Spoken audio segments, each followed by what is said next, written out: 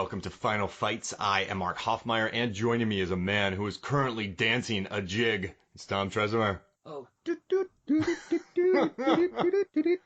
Sorry, that was my victory jig there. Sounded like a mixture of Mario meets Mortal Kombat, the music you were doing there. Well, it was impressive. I've got my jig, you've got your jig. All right? I think it's a great jig. I mean, that's just...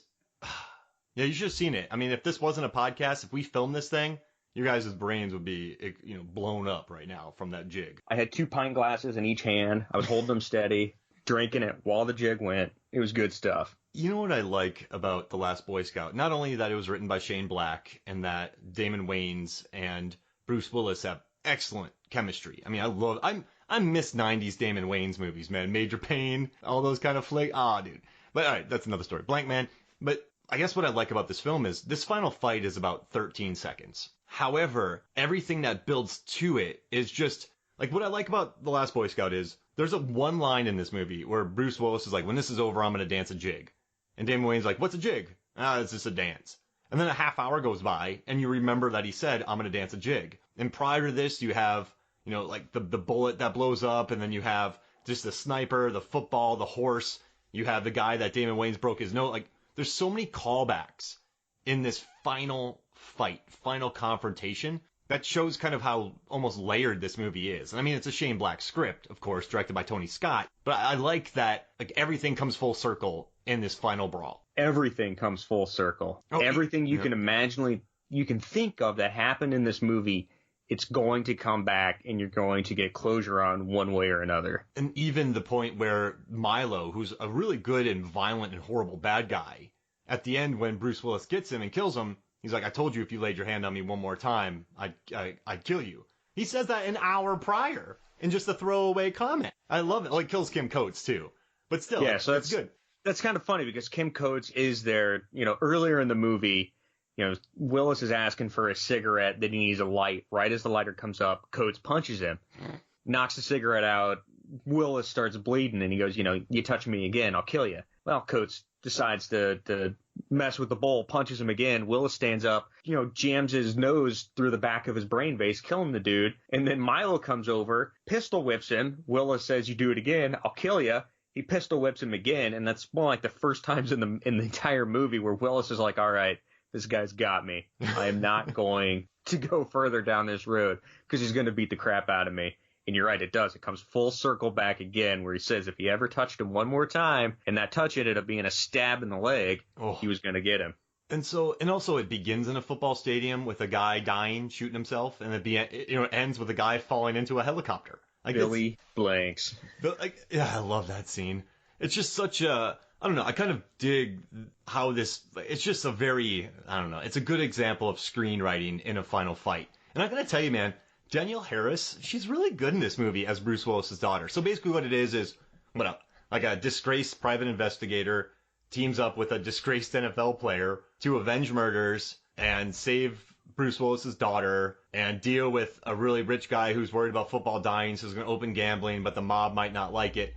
And then it all ends at a football stadium where a guy is trying to kill a senator who's going to say no, he couldn't be bribed to pass the legal gambling. Right? It's a pretty convoluted plot here.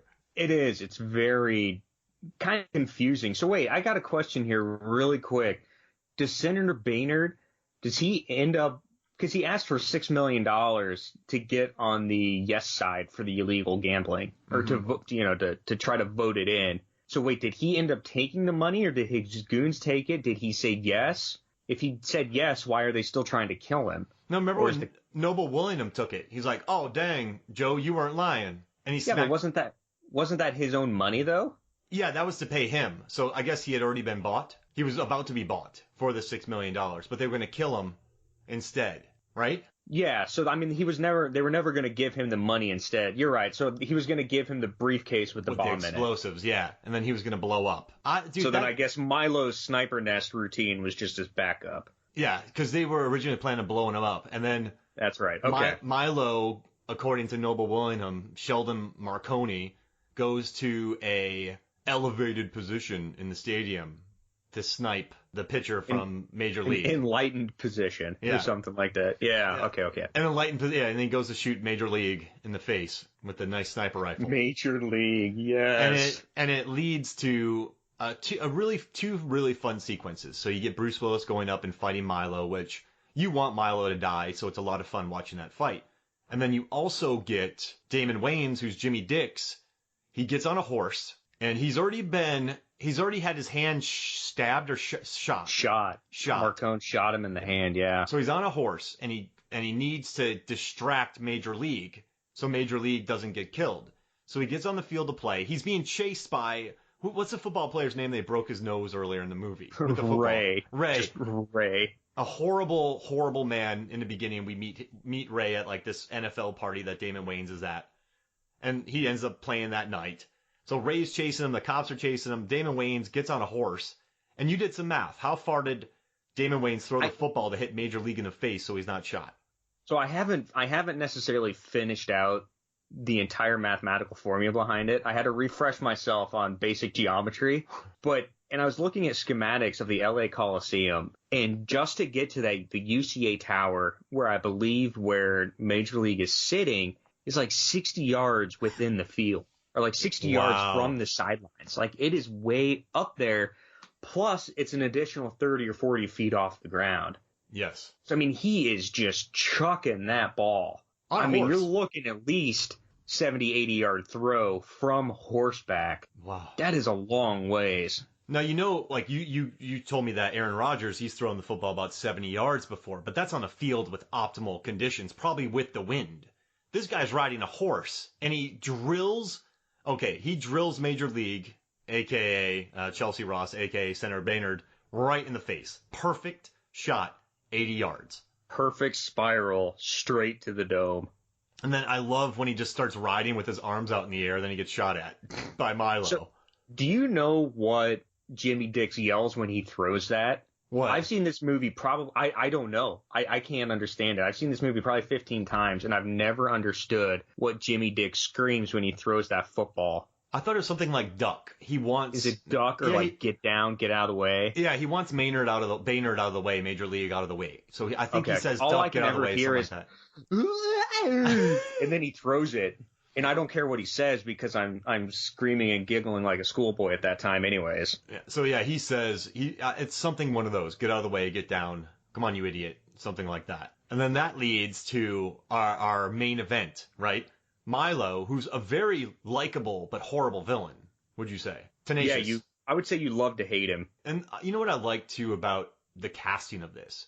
He's not a traditional villain type. When you look at Taylor Negron, he's not, when you think about right-hand man, you got Gary Busey, you have the guy Bennett from Commando. You very rarely have a guy like Milo, who's not physically imposing, but he's just a murderer. It's kind of refreshing. He's just downright evil. Yeah, downright evil, just a straight-up killer, says horrible things to people, and then he kills the cops, and more helicopters get wiped out in this one. But I do like, Bruce Willis gets up there and they start battling, but I like how the fight starts.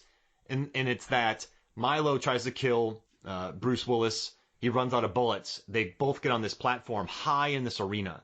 And Milo throws his gun at Bruce Willis. Bruce Willis grabs the gun and then catches it midair. Hits Milo in the knee. And then Milo stabs Bruce Willis in the leg in a very, very, the practical effects of that are quite brilliant because you see that knife going in. And then you see that knife coming out. Like, it's a good gag by the special effects department. Like, there's good blood work in that. It's great blood work, and it's very realistic. I think what's cool is, as you said, Milo's not a super physically imposing character, but he's just downright ruthless and mean, and he's going to do whatever it takes to kill somebody. Yeah. So he's not the type that's going to sit there and talk about it. He would just rather drop a quick one-liner and kill you, as opposed to tell you his life story before it. But I just find it great that, it's the all in the reflexes type of thing, Jack Burton, that Willis catches like so many fists in this movie that are like coming at him, just catches like the fists. And then, like someone's going to throw the gun at him, throw something at him. and he's going to catch it. So he throws a freaking M16 at him, and he just snags it right out of midair like it's a baseball. I love that. And then he turns it into a Louisville Slugger, and then goes into the sequence you listed. No, it is brutal. When did you watch this movie for the first time? I probably saw it in '92 when I was 10, and I thought this was probably the coolest thing I'd ever seen in my life. Just R-rated, gory blood. When did you watch it for the first time? I think I saw the intro with Billy Blanks where he's shooting all the football players up probably around then. I want to say my parents rented it, and then I wasn't able to finish it. And then I didn't watch it again, and the full thing, and I didn't put it all together until probably a few years after that. Got it. I mean, this movie just was so dark, and I did not remember the gun catch, though. That made me so happy. And do you think, I mean, Milo, he responds well. He gets hit in the leg, and then he immediately, the best place he can stab, or wherever he can stab, he stabs. Like, he's just right in the thigh of Bruce Willie. I loved it. It was such a cool, I don't know, man, I dig it. And then it kind of... And then Willis, like, that's it for him. He grabs the knife, grabs the arm, breaks the arm, yeah, and punches him, I think, twice in the face, overlapping that with... I told you ever touch me again, I'll kill you. And then gives him like a good solid kick backwards where then the SWAT team shows up and gets, 3,000 bullets in on Milo. I mean, it's so weird watching Bruce Willis kick, isn't it? I think it's better than Christian Slater's kick. Yeah, so in our Broken Arrow episode, which you should listen to, we talk about the odd Broken Arrow kick. I guess it's a good sidekick, right? I just don't see Bruce Willis as a kicker. No, he's just a left-handed haymaker. Yeah. That's what he's all about. But those were some good punches, and then Milo goes down. But you know what I love, too, is this fight isn't done yet. So Milo gets shot 7,000 times. I mean, his body looks like Ben Stiller's does in Tropic Thunder during, when he's trying to recreate the Willem Dafoe platoon death. So he's shaking all over the place. He falls into a helicopter blade, and just blood goes everywhere. But I love that Tony Scott cut to the crowd, and the entire crowd goes, ooh! Like the ADR'd it, of course, but I loved that scene. I love that they added that. Just the crowd reaction made me so happy. And then it wasn't even done yet. And then you have Bruce Willis going up there dancing a jig. It's kind of crazy. It's just it's really interesting because it's during that. A lot of this fight takes place after Jimmy Dix's Hall of Fame throw right there, and as soon as he hits Baynard in the face with that football, Milo was trying to shoot Baynard in the head, and the recoil of that hit sends his head back just enough that the bullets miss and they hit the football. Yeah. Oh, And then Willis swings in there. Maybe from Broken Arrow 2, Christian Slater got that swing in from Bruce Willie. Kind of a similar thing, and kicks him. But it's like during that whole time, like Milo is upset and he's just shooting down into the crowd, trying to shoot Damon Wayans, trying to shoot the senator, and then that helicopter comes in, and then they're just like, "Hey, you're under arrest. Put your weapon down." I mean, sure, yeah, okay, I'll get right on that. Then he starts shooting it, and somehow that helicopter, 30 seconds later, ends up like 30 feet below the scaffolding for him to fall into. It's like, what was that pilot doing to get down that low into the stadium? I mean, the guy fell out of it. Thankful he did. The guy fell out of it, right? So maybe he lost control for a little bit. I think that was just the side shooter. I don't think that was the pilot. That's true. If I was that pilot and I knew that my side shooter was killed, but then the guy fell on my blades and he got lit up, I'd be happy. Oh, yeah. What's kind of... You just hose that off. There's not really a lot of cleanup or disposal. You just hose it off with a hose and you're good to go. You know what's kind of weird?